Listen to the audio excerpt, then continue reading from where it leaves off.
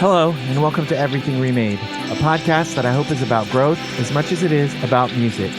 If you've been enjoying the podcast, consider joining us at patreon.com/humanmachine for updates, music sneak peeks, zines, comics, and more.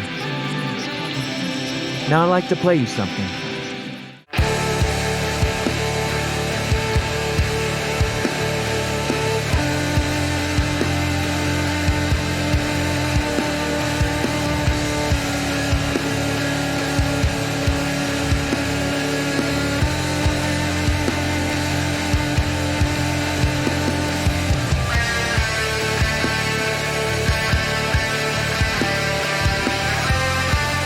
You're hearing Hollow by Stima, featuring my pal Richie DeVon on guitar and vocals.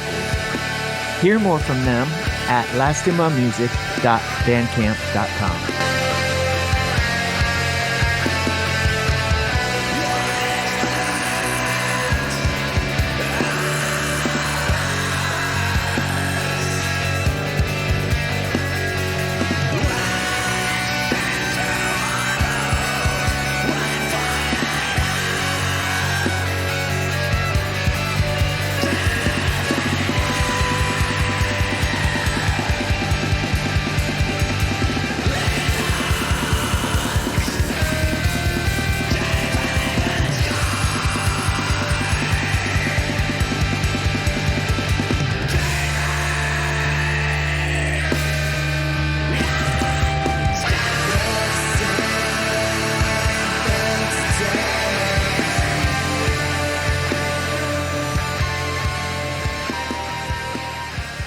It's really weird because I always go back to the same thing. And I feel like some people change their answers as they get older, as they discover or open up parts of their brain, I guess. Sure.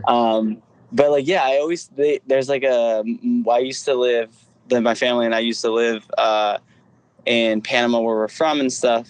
And my earliest childhood memory is definitely, I think, on a balcony somewhere in Panama. And it's like super funny because it's just like me with one of those little like, what are they called? Fisher-Price toys? Like those little Fisher-Price basketball hoops and stuff like that. Oh, yeah. Just playing with that on a balcony somewhere in Panama. And it's like so funny to think about like just some 3-year-old just gaining consciousness in the middle of playing with like a Fisher-Price basketball hoop thing. Mm-hmm. And I think that's the earliest memory I have. Just like, ball is life, shooting it up. Literally, yeah. And I'm like short and terrible at basketball, so it's super funny because I feel like I became some sort of NBA star. That's like a great first little story of consciousness. But like I'm bad at basketball and like was never able to do it. So yeah, I can't imagine like the amount of times like one of your caregivers had to like fetch that ball from somewhere too. Oh, probably over the balcony, going back downstairs in the apartment complex. It was probably a nightmare. But it's like sometimes it's like, well, where else are we gonna put it? Can't have it. Exactly. Yeah. Yeah, that's cute. Like I don't know. Like this is the first time that anyone I think has referenced like sports in their earliest memories. Really funny. But it's like especially funny because like someone like that is in a band with like all these like black metal influences and stuff, mm-hmm. And you just imagining like the little I mean my kids had one of those until we moved like a year ago, so yeah. I'm just like thinking about these little ballers. Yeah, little ballers and stuff like that. They're just gonna grow up to like be screamo kids. That's the pipeline. Yeah, that's amazing. So yeah, when you're growing up, like around the house, what role did music play in your upbringing?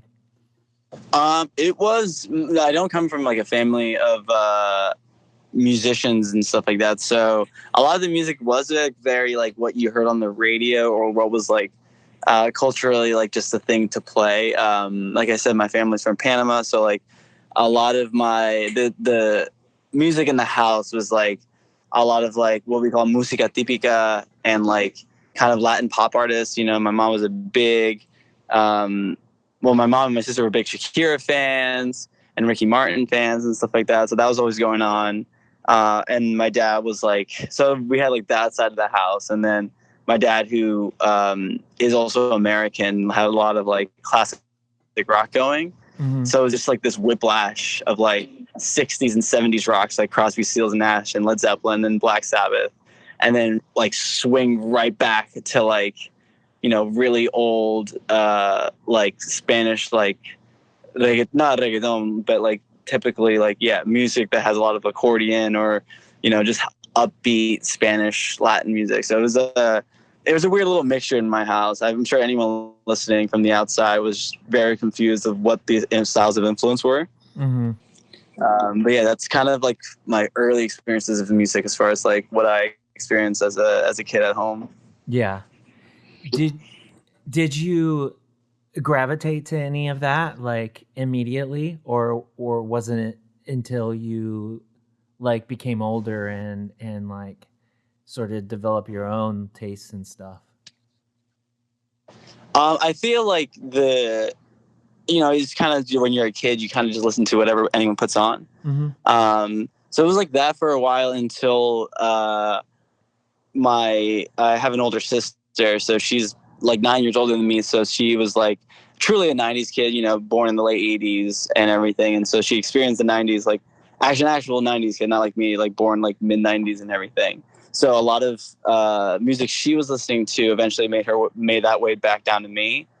So my first experience with like getting into music in terms of being like, oh, I want to personally listen to this band or this artist, was probably her giving me an American Idiot CD, and listening to that record, and it blowing my mind because I had not heard of anything like that before. Mm. So immediately I was like, what is this? Like, what is this kind of music? Like, I think it was the first time I heard like an F-bomb in a song before or anything like that. Okay. So like as like an 8-year-old, I'm like, this is crazy. You know what I mean? So that was from there. I think like that Green Day pipeline really took hold of me. And from there I kind of started like discovering bands in that like kind of, punk and pop punk era and stuff like that, and going deeper. And through that, then I went back to like my dad's collections of like Led Zeppelin and Black Sabbath and all that kind of more, I guess, classic early metal stuff. Mm-hmm. Now, you mentioned the F-bomb there, and it's funny because I think like, there's something about like when we're that age and you hear that like in music, like I feel like there's something about the way our relationship with music when we were younger, where like when you hear something like that, it's like it's a freedom to express something that you're always told you're not allowed to express, right? So Yeah. like you hear someone doing that over this like exciting music or whatever, and it takes this whole other thing. But was that like the thing that immediately like captured you with that particular album? Like was it the vocals? Was it the guitars, the drums, like, or Sure. was it just like all of it? Like, were you not able to own in on a specific thing? I think if I were to try to like think about it and like try to go back in my memory and really try to understand like what I felt, I think it was a mixture of just like obviously like that record and that type of music, if you compare it to like what was happening in my household before that, like was super bombastic, it was super energetic. I understand it now as like very over dramatic, and I think it was probably the music itself, like the actual sound of like the mixture of guitars, drums, and vocals that like initially got me into it. But I think what really made me hold on is that like as I was like, that age between like 8 and 10, I started to really start to like listen into like what he was saying like politically, because that was a very political album for the time. I think that like helped me like really grasp onto that music and feel like, oh, not only is this like crazy sounding stuff, and I feel like, you know, a little rebellious for listening to this stuff I know my parents are going to hate me for listening to. But at the same time, like as I, you know, had it on repeat on like my Walkman or whatever, I started to understand, like, I not understand, but I started to recognize, like, oh, he's saying stuff that's like kind of, it seems like it means something, and it has this very like antagonistic stance towards, like, you know, more political ideas and stuff like that. And so I think that's what hooked me, and from there, like, I always was trying to find bands that were like, that sounded like that, but that were also saying stuff that like would make me feel something as like a 10-year-old or whatever. Mm-hmm. Mm-hmm. You know, like, you mentioned like going back and digging through your dad's stuff sort of after that. Like, did you like, did your parents like, or your dad specifically, was he like, oh, like, you like that, like, let me show you like where this came from, or was it just 100% your own? Because that's how kind of like my dad was. It was like, oh, if you like that, like, then you need to listen to stuff like this because these guys are the real players, you know, or whatever, you know. Sure.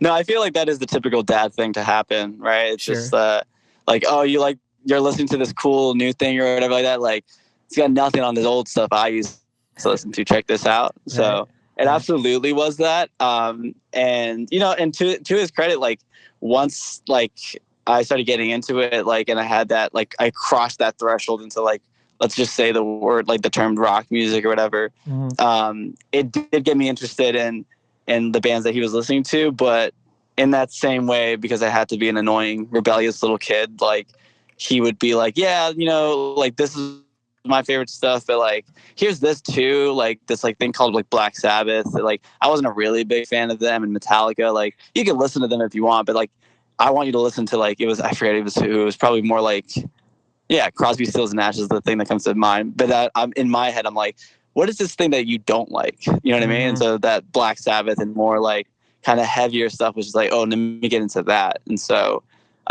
it was definitely his suggestion. But then, of course, I had to be like, whatever he feels like is too much, like, that's what I want to get into. Mm-hmm. Mm-hmm.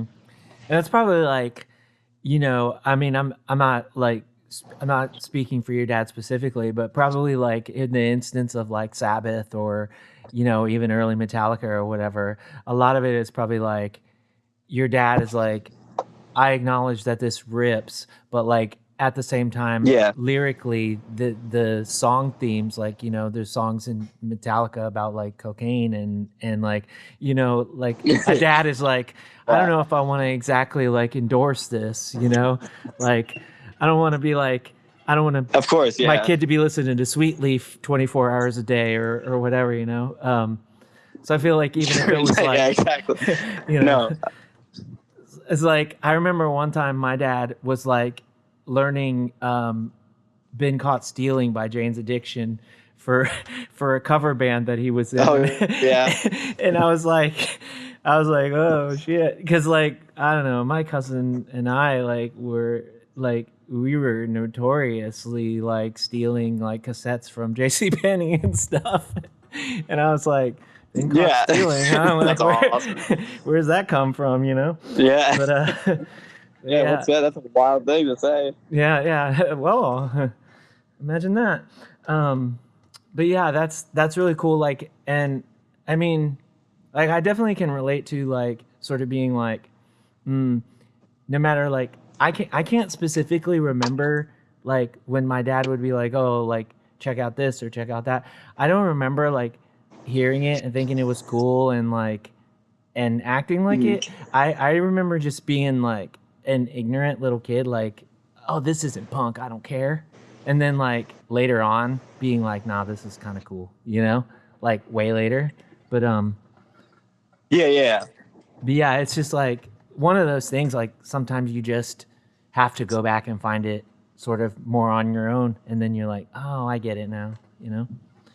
Yeah, I think so. I think there is that something in that, like, even if someone tells you in that self-discovery, you, I think, maybe pay more attention to it or hold more value in it, because you're like, it's, you know, especially when you're little, it's like, I'm discovering something. And so I find it like, you know, there's an extra level of like, I guess like you find it special in that way, you know? Yeah, yeah.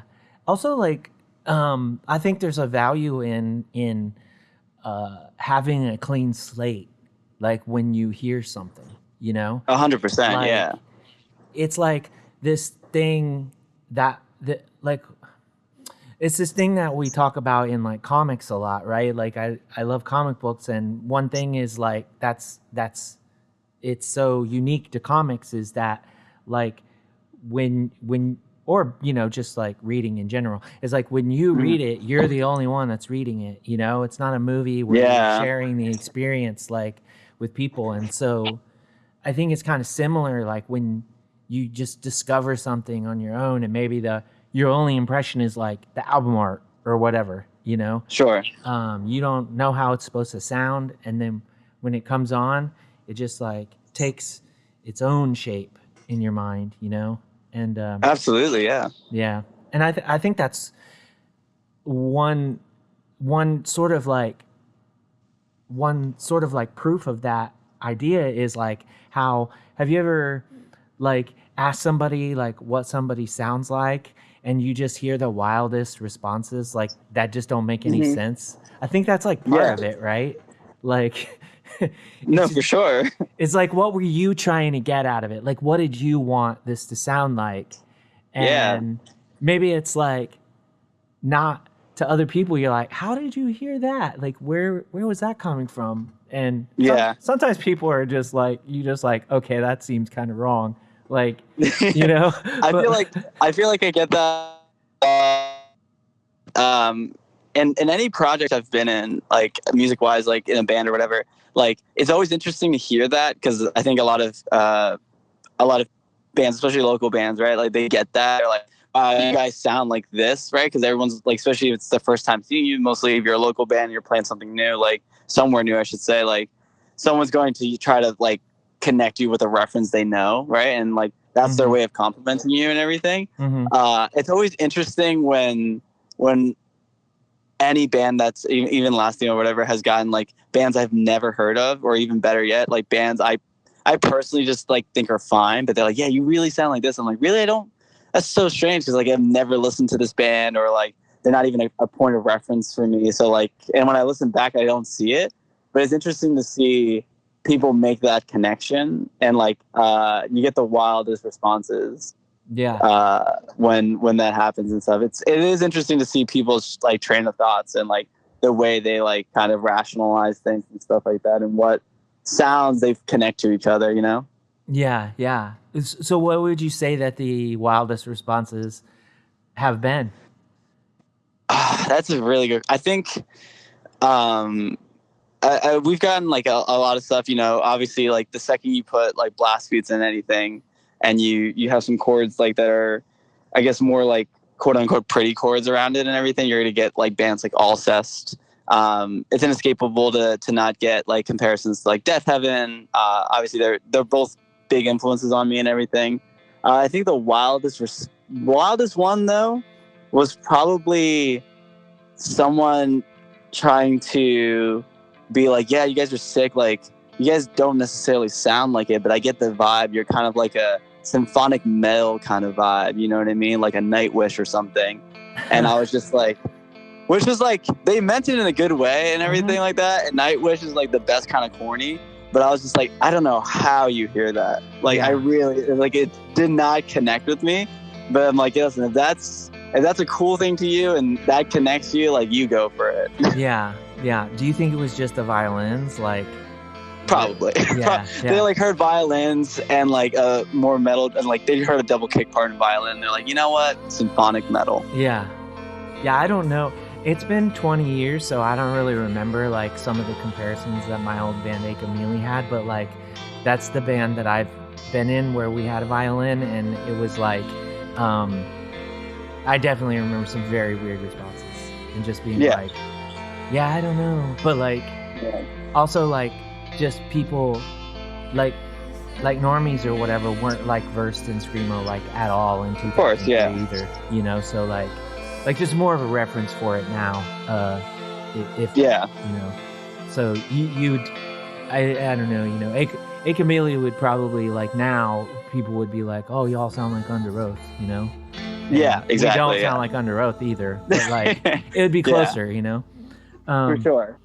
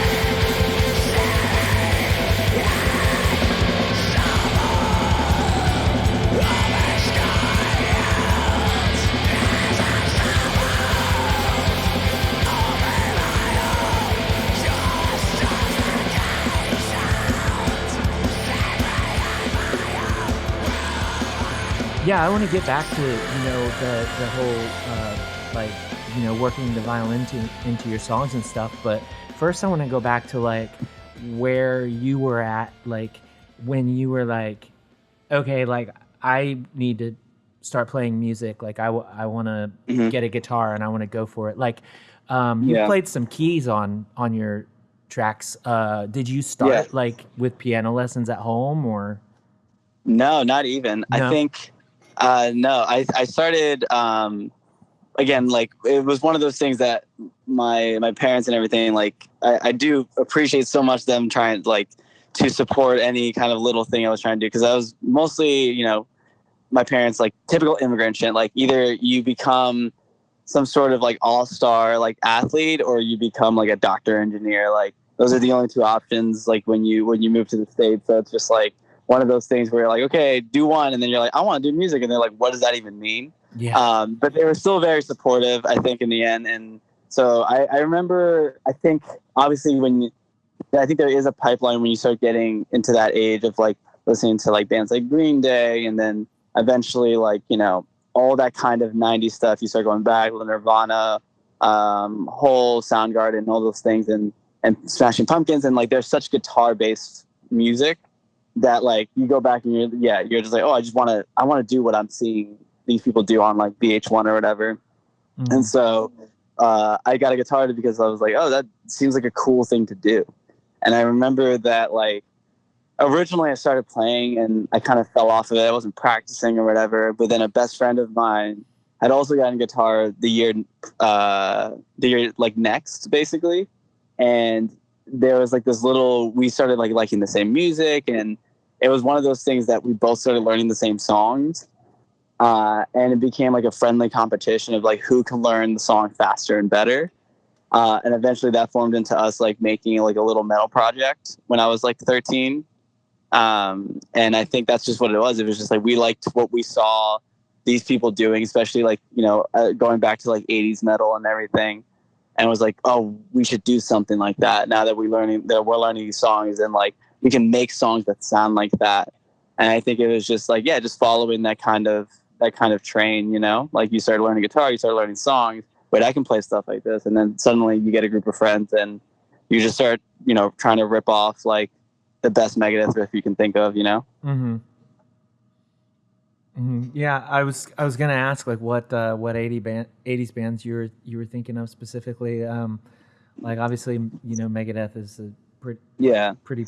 Oh, absolutely. I was definitely, I think if I were to describe like an era that really grabbed me when I was like a teenager, it was definitely like thrash metal, probably. You know what I mean? I was one of those annoying thrash kids that was just like, anything after 1986 music wise is trash. Like it doesn't matter. But it was just like, so I was just listening to a bunch of like revivalist thrash metal from the 2000s and like, basically like, you know, the big four: Slayer, Anthrax, Megadeth, Metallica, all that kind of stuff. Like I think being plagued with the disease that is a guitarist, like you just start trying to like play things that are, especially in like, I guess, rock and stuff, you just try to like, at least for me, like play things that are a little bit more complicated. So naturally you move on from like playing the power chord punk riffs to like going back a little further, and like you're learning stuff like that, and you start learning riffs that are a little bit more technical, and you hit like 80s thrash metal, where like that kind of was like at the height of its popularity, doing that kind of like very fast, very energetic, very crazy riff styles and stuff. And so immediately as like a preteen, that like gravitated towards me. And yeah, that's just, it was all those bands that like was like the first thing that inspired me to be like, I want to play music that sounds like this. Yeah.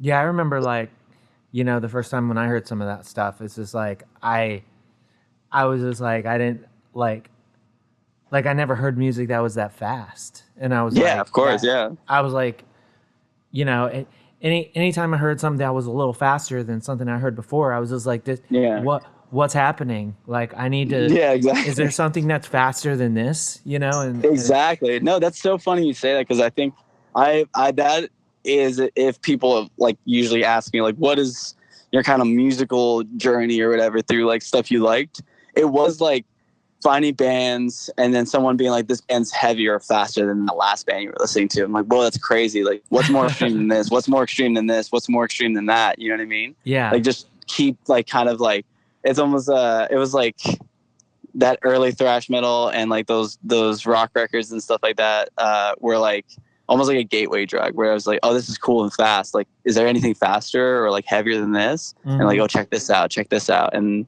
so that kind of like, that was from there on, it was just over. I was just trying to get to the heaviest, fastest stuff I could listen to. Yeah, absolutely. I mean, I don't know. It was like, for me personally, it was just like, if I was working on something, like if I was trying to learn someone else's song, or if I was just like messing around with my own songs, then it was just like, I would just like play them as fast as I humanly could, or like, yeah. And it was just like, I don't think that I have any like old demos or anything that are like, there's one album in particular that like, but this didn't happen until like 1999 or something, like, sure. And so it wasn't like I was a teenager, I was like in my like early 20s, but like it's this like this album in particular, it's like this was like proof of that, because I finally like met a drummer that was the same way, Yeah. And yeah, exactly. Listening to that now, I'm like, because they're just like, they're like melodic, like SoCal style, like it's like Lifetime or something, it's like that kind of thing. And I'm like, no, these, like this kind of song can't actually be played too fast. And like this recording is proof of it, it's just like, it's so jumbled, but it just sounds like a mess. But yeah, when you're doing it, you're like, fuck yeah. Like somebody wants you to, like the drummer wants you to play it faster. You're like, fuck yeah, I can play it faster. Yeah. Like, don't threaten me with a good time. Exactly. Yeah. It becomes like not a like a musical thing, but again, it kind of bleeds into like sports a little bit. Like, it becomes almost like an athletic thing. Like, yeah, I could play it faster than you, and let's do it together or whatever. It becomes like this weird competition thing that I find super funny. Yeah. I think it's I hear that a lot for sure.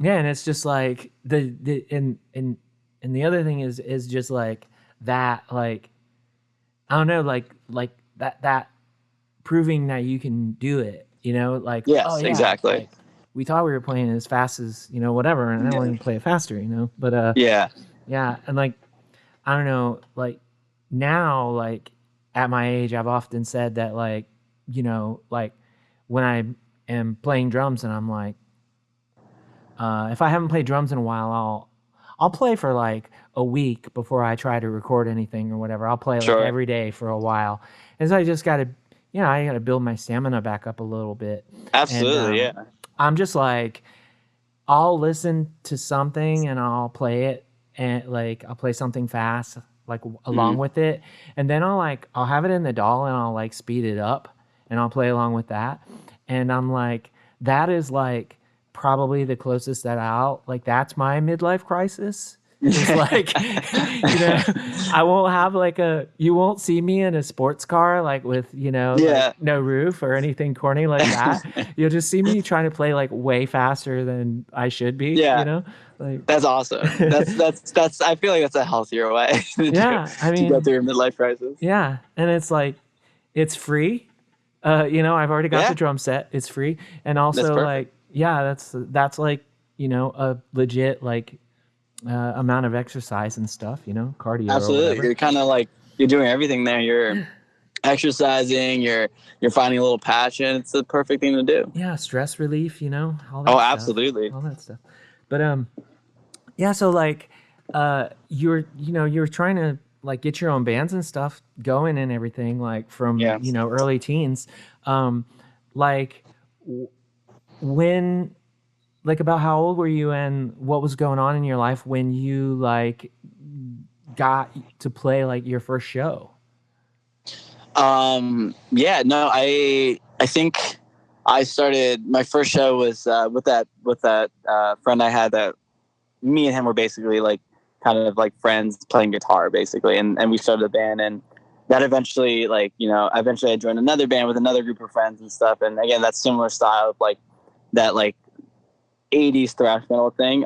So it was around, I want to say maybe when I was like 14 when I played my first show, and it was just like, I think with I know it's very different for different genres, and especially now in like this, like I'm gonna sound like an old person, like in this internet age of like playing or perform or writing music, I should say. Like you can't just write it for it to stay online, and I think people definitely did that back then. Mm-hmm. But that was never, with being more into like 80s and 90s stuff, like that was never even a thought for me. It was just like, we're gonna write these songs because we're gonna play these live. You know what I mean? Like it was always in the back of my head, like, all right, these are eventually going to be performed live, because I think just, that was my experience with that kind of music. Like most of the videos and things I saw were of bands playing live. And so like, I thought like, oh, that's the natural thing to do. Mm-hmm. So yeah, I was like, probably 14, 15 when I played my first show. And back then, now it was like you played a show and then only like several months later, you'd play another show at probably the same spot. And this was during I feel like the height of like pay to play era. So so venues were like, oh, this group of like little teens want to play a show, whatever. Let's make them sell 30 tickets to like their fucking, like their dad. Like, you know what I mean? Like, so, and we just thought that's how it worked. You know what I mean? And we're like, oh, I guess so, whatever. So, that's my first experiences with doing live shows with bands and stuff. It's just like, all right, we're going to use all of our like fast food job money and like whatever kind of chore money we got, if we did get that from parents and stuff, and buy our own tickets to this show that like 5 people will come out to open for a band that's like touring, It was like what that thing. But again, at that time we thought that was so fucking cool. We were like, oh my God, we're playing and there's like a live stage and there's a guy doing sound and miking us up. This is crazy, Yeah. I mean, I'm not defending like the people that put like young people in that position, of course, whatsoever. But like from your perspective, it's like, what, like I'm putting myself like as a teenager and being like, what would I have spent my money on? Yeah, exactly. Like, so I mean, it's true. From your perspective, you have this like memory that, like you'll have forever. And like you said, you're just like, well, whatever money we could scrape together. And like that sucks. Like that people, that these clubs and stuff couldn't find a better way to, like make these things happen for young people. But, but like, it's cool that y'all were able to play and everything. Like, so it was like a club and you had. Yeah, it was like, there's this place called, I lived in the Lehigh Valley for a while. And up here in PA, and it was like a place called like Planet Trog, which was a laser tag spot that was also a live venue. Oh, wow. I know, right? It's just like the most 2008 sentence I think I've ever said. And so we like, and it was so funny because we were this like band of like kids that wish they were like playing like in the 80s, but then we would open up for bands that were like doing doing like the Under Oath thing. They were like trying to sound like Under Oath. They were doing the metalcore stuff or whatever, and we just did not fit at all. It was just like we would just be playing these like bad like Iron Maiden rip songs, and then the band that would come after us and like do a cover, do like that Pop Goes Metal stuff. I don't know if you remember that. Yeah, it was like that. It was like bands that would play their own thing, and they're like, we're gonna cover, I don't know, My like Sharona. a Nelly Furtado. Yeah, exactly. But like in drop D and with like a breakdown, and like it just did not fit at all and everything. But again, it was just, we were stoked to play, and at the time we were all kids that didn't grow up like around music necessarily, so we weren't aware of the like the very vibrant local scene and like punk and noise and metal that was happening around us. So like we thought, well, we have to go in this way, you know. So that's just how we did it. Yeah, because like 2008, y'all would have had like We Were Skeletons and stuff around there, huh? Yeah, I think like maybe they were starting around then or something like that. I think my first show was 2009. So yeah, 2010, 2009, around there. Like it would have been, like around that time. Yeah. So that was like around 2009 is like when you were like more exposed to like the types of shows that we would all play like now? Honestly, no. I don't think I really ventured into that until much later. It's a very like, I don't want to say insular town, like it's very popular and everything, but like we only started to get to know that like that group, which was called No Gods.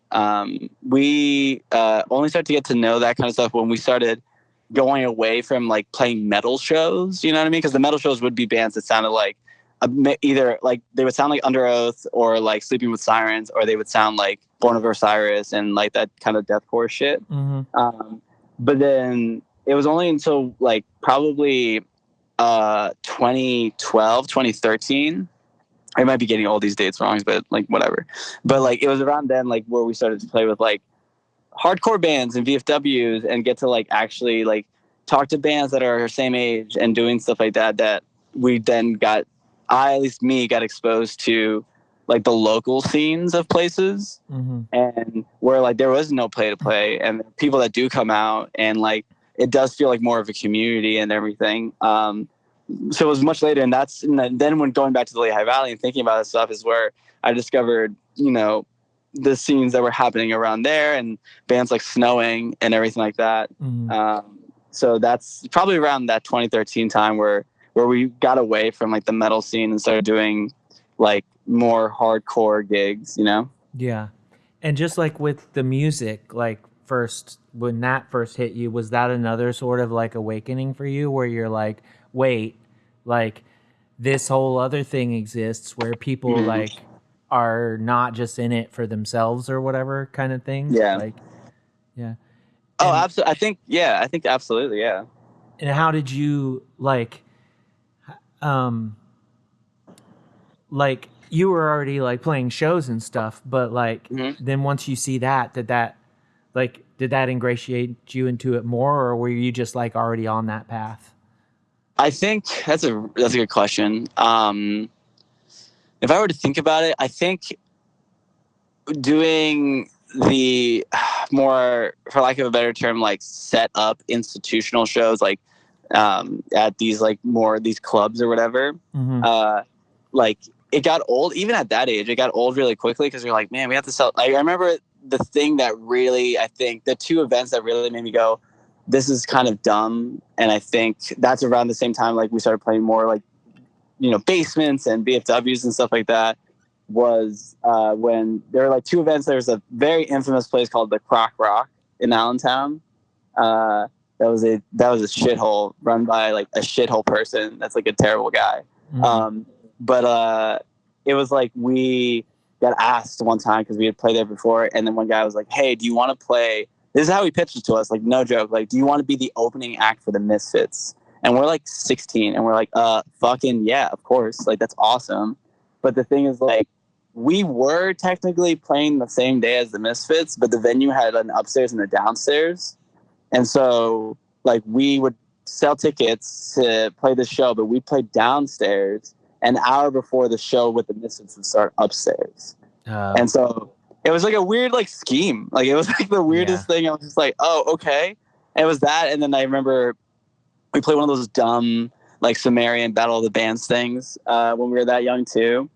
And it was super cool because like it was the most recognition I think we've gotten for our personal music at the time. And it was just like, wow, you guys sound great. Like, again, we were doing stuff that was like more, I guess, retro in terms of like we were playing like, you know, Sepultura and Metallica and Slayer type of stuff against a backdrop of a lot of bands that were doing like the typical like metalcore stuff. So I think we got a lot of hype there. But then like the guys were just like, yeah, but the winner of this Battle of the Bands is going to be this band that's already signed to Sumerian and stuff like that. And so I was like, it felt a little too like just like set up and everything was too clean and like everyone had like a thing. And it was that thing where these bands are like legit trying to get famous. And I think like that was never something, even from a young age, it was like maybe like when I was very little, like, yeah, you do music and you get famous, right? Like that's how it works. And it's like, no. But like once I was like playing in bands and stuff, it's like, no, I'm doing the stuff I want to do. And once I like got into the local scenes and stuff like that, like, oh, these are other people that are just like doing the music that's connected to them and they want to do it to other people that connect to that music.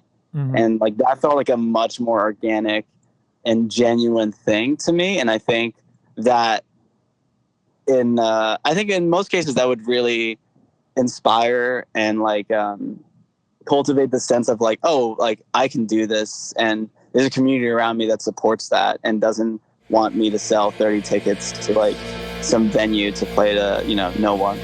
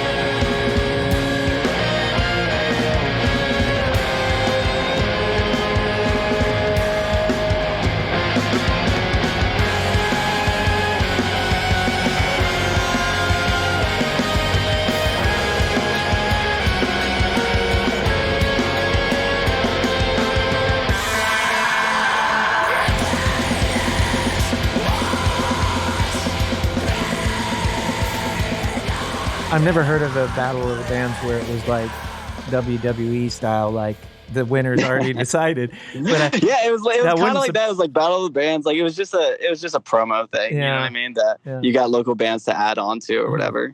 I mean, it shouldn't surprise me at all. I'm just surprised. I guess I'm surprised that I never heard of that before. But so you know, obviously we're gonna skip ahead a bit here, but you know, Lástima, like, y'all. Okay, so it's not. I'm not sure if I'm 100%, but the way I'm reading it is like this started as more of like a solo thing for you. Yeah, no, it definitely did. Okay, because like looking over the Bandcamp, like the demo. You have someone credited for drums, but it's not like your later releases where it's like Lástima is this. Yes. Right. Yeah. So what?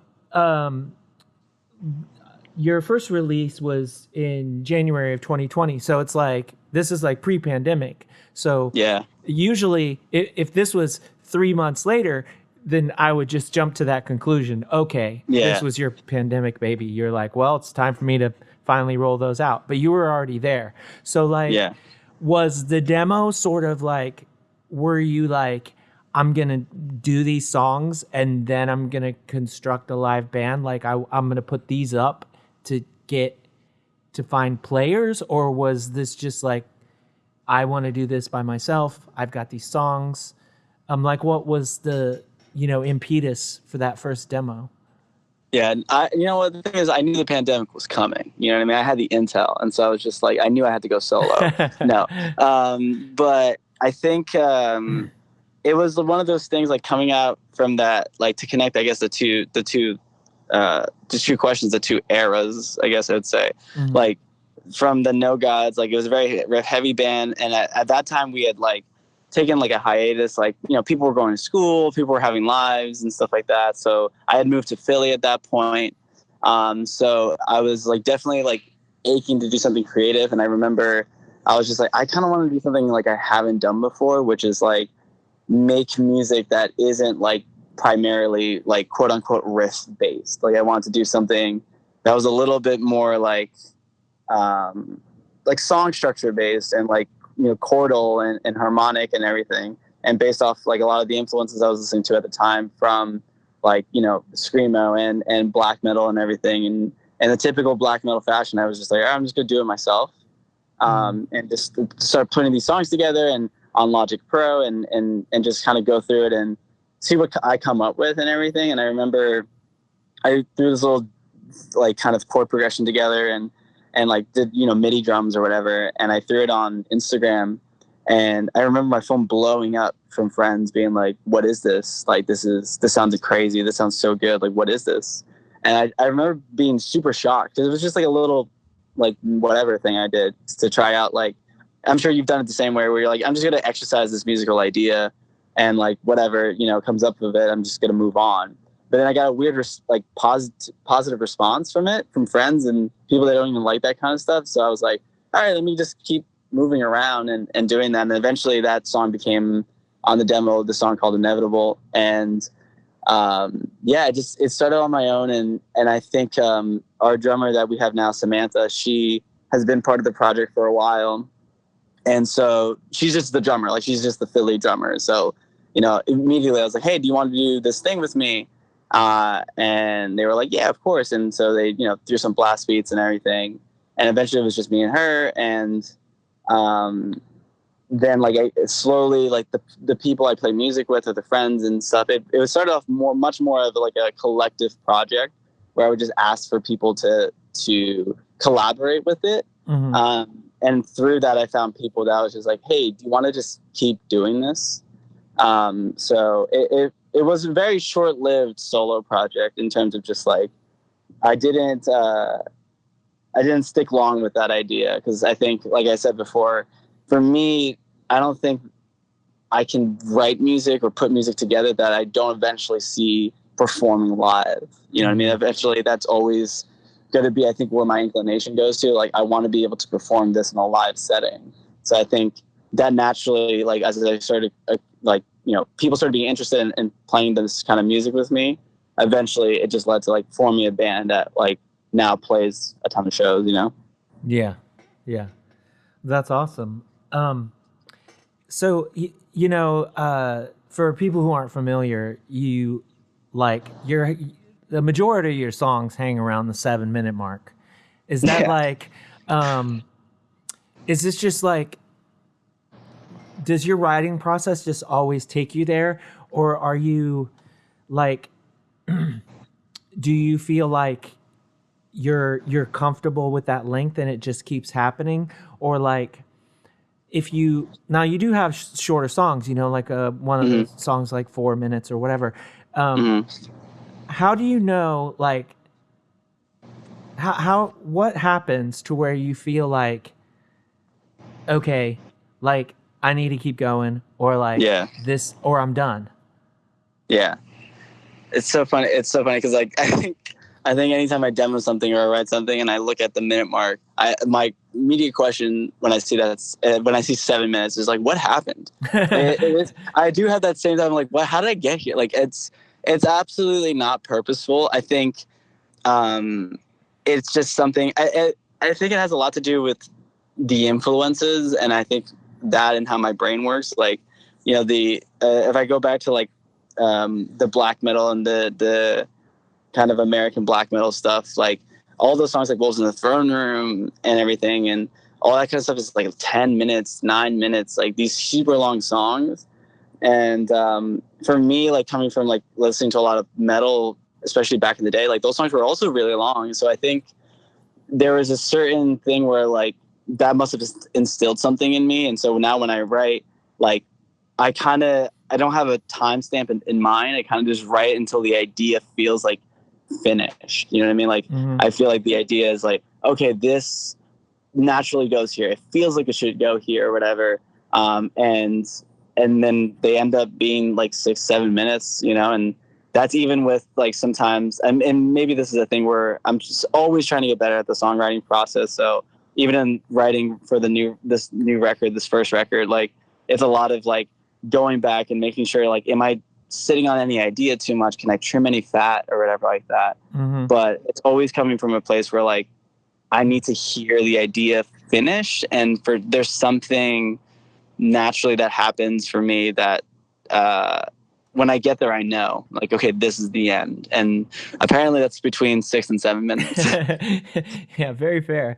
Well, I was, another part of that is like, I was just curious, like, do you find, because you said like ideas that you're sitting on. So for example, like, do you find that you have I can't remember what track, but there's a track where it's like things sort of come apart, and then there's a key, like a piano part.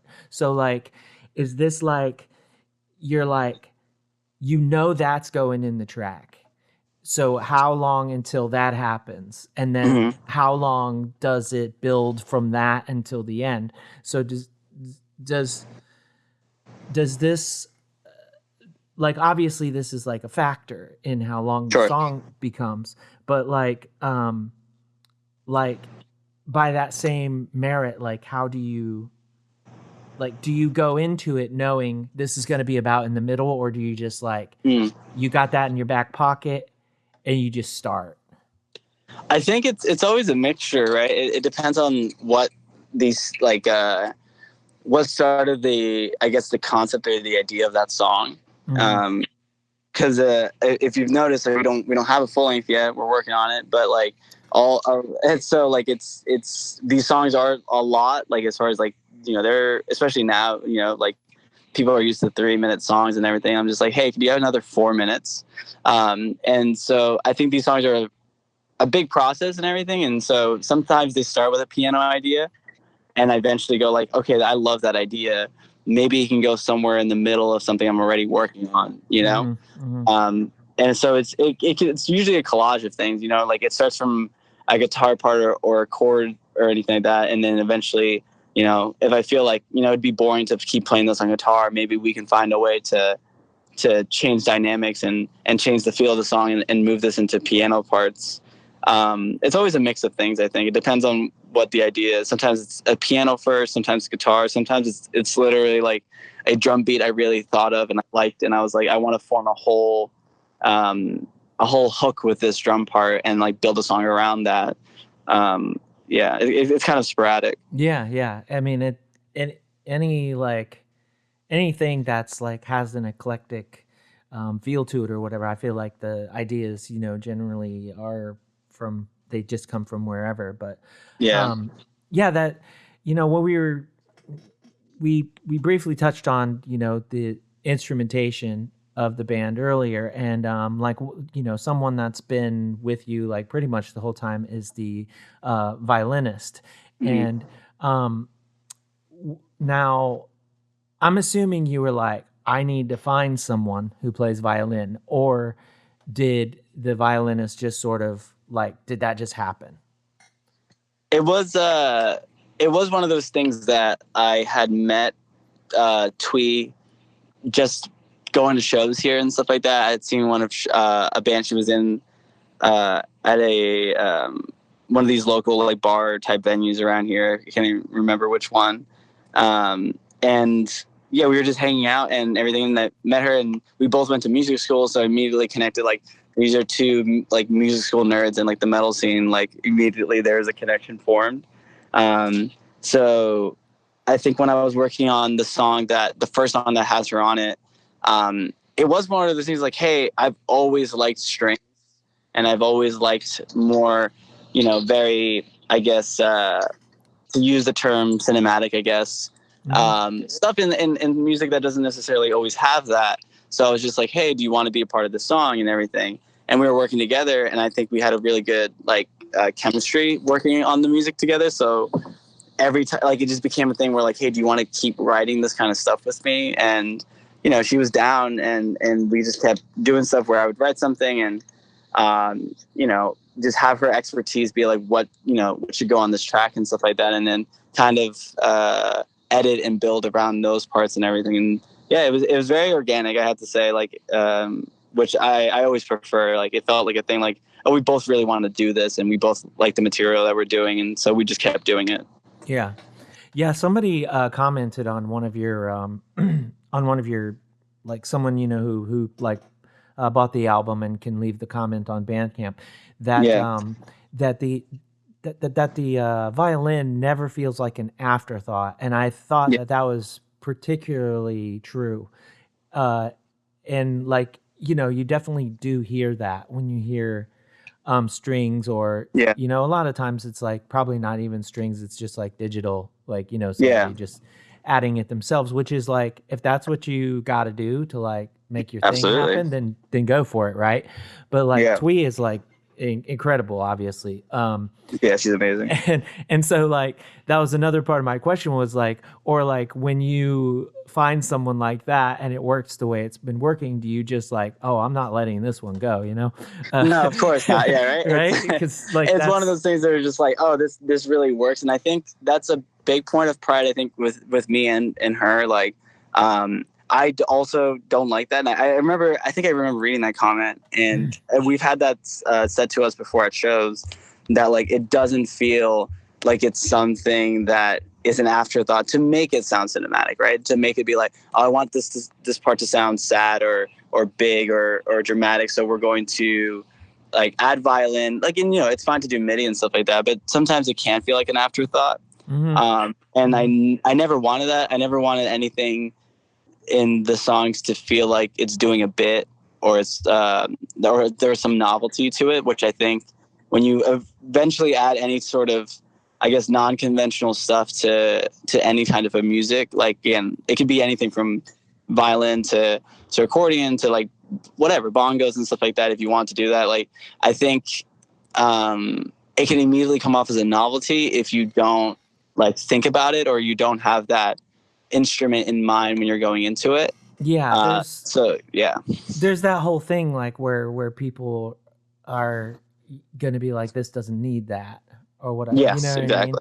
I mean? And so like, you want it to be intrinsic, and you want it to be like, this would not be right without that. And exactly. Yeah. I mean, y'all succeeded in that for sure. Well, thank you. Yeah. So like, you mentioned before that you're working on an album now, and like, because y'all are like 5 releases deep, and like, I didn't like try to track the time links, like, versus like songs, etc. Like, y'all basically got like 2 albums worth of material already online, like, by like length, right? But like, it's crazy. So when you go to this first full length, like, what are you shooting for? Are you like, we want to do this many songs, or are you like, well, we've got this many songs and it'll wind up being this long? Like, what's your idea as far as like, is it, we're going to record 5 songs, and that's going to be almost 40 minutes, so that's an LP? Or is it like, we're going to do 10 songs, I don't care how long it ends up being? Like, what's the thought process behind that? I think it was it is the process of just like, as we're playing shows and these songs are coming out, like, I'm still writing underneath all that, and I think eventually there just came a time where like, I felt like I when I was looking at the folders with the songs and the sessions and stuff like that, there was an eventual be like, I see an album there with these songs, you know what I mean? And I think right now, I think if I were to say the core of the record is 6 songs, and it just like, I wanted to keep it at a length that was definitely palatable, because I think in my personal opinion, like, I was like, okay, people have been listening to like singles and EPs up to this point. Like, I don't want to put anything like too large out there, because we do have songs like on this one. I think the shortest song might be like 5 something minutes, and the longest song being almost 8 minutes. So like it was one of those things where I want to make most of the listener's time. Like I do really respect the listener, as far as like, especially a small local band like us. Like, you know, I want to make sure that you're not sitting there for an hour and a half, because like we haven't earned that yet, in my opinion. So I really want to make the most of like, let's try to get this. I think ideally I want the record to be 40 to 45 minutes. And just kind of like in and out. Like I'd rather you wish there was more than overstay a welcome, you know? Yeah, for sure. For sure. And like you know, I did not know until like the new Friends Fest announcement and stuff that Eric Mauro had joined y'all. And Yeah. I go back with Eric for, you know, since like 2010 or something, when Oh, that's when awesome. Coma first started. So that's really cool.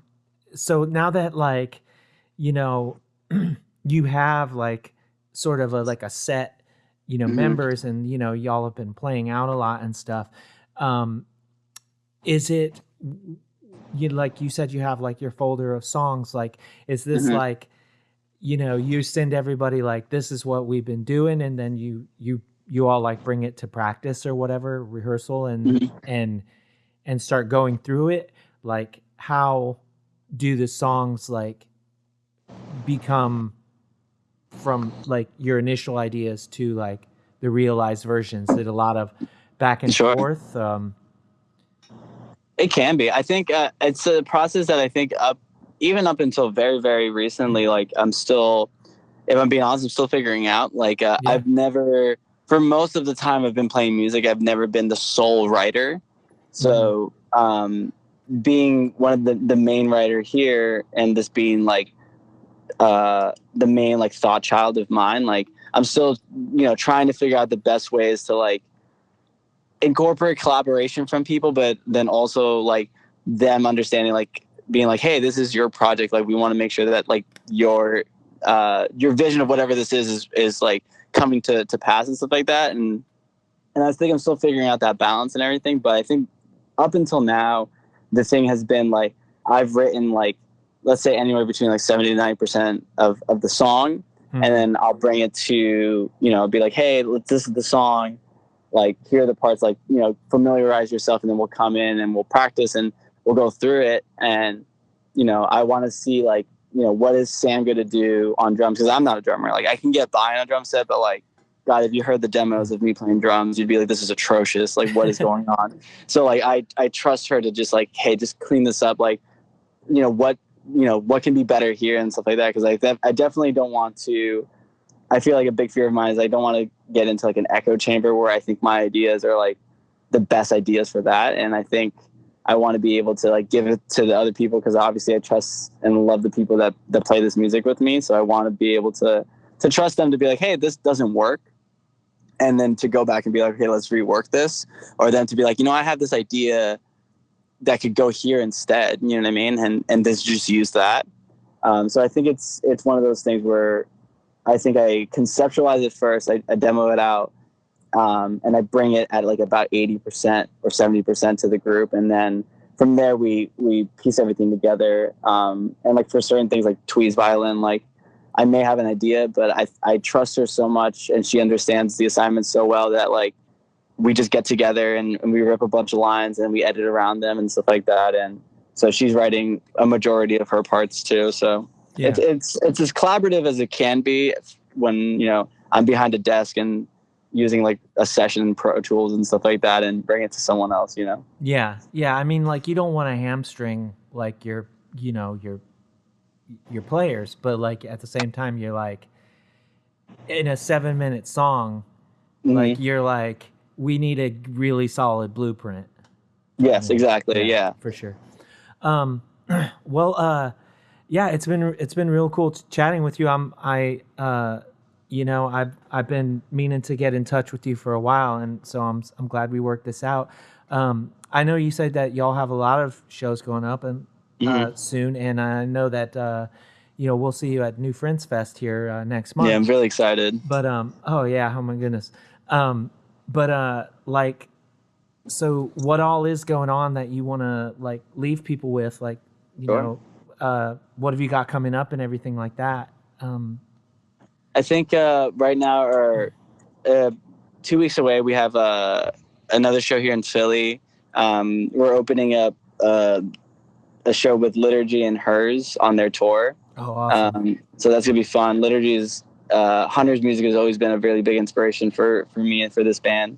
And Hers is obviously amazing. Yeah. They've just been on fire lately. So it's super cool to be on that bill. I think that's the next show. And then there's another Philly show in August, later in August, with like, Ultra Deluxe, Max's band, and I think Civil War in France, and a couple other kind of local screamo acts, which is cool.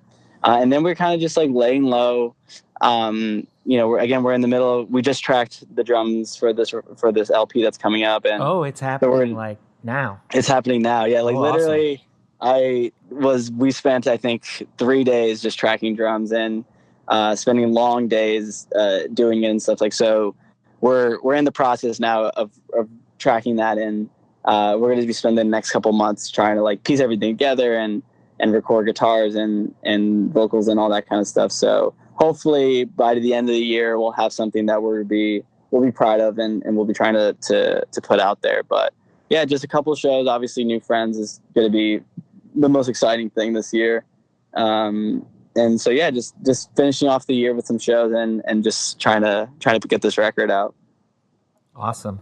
Was there anything else that we should chat about before we take off? If you don't have anything, I'm good. I really do appreciate you taking the time and asking me to do this. This is awesome. I listened to a couple of the interviews. I listened to the one with Chris and from Masanera. Yeah. And that was great. They're great people. Oh, so yeah, absolutely. It was a pleasure. And that was my conversation with Richie DeVon. Thank you so much, Richie, for taking the time to chat with me. Also, thanks to all of y'all for listening, whether this is your first episode or you've been here through all 160. Show your support at Patreon at patreon.com/humanmachine. Until next time, take care and do good things.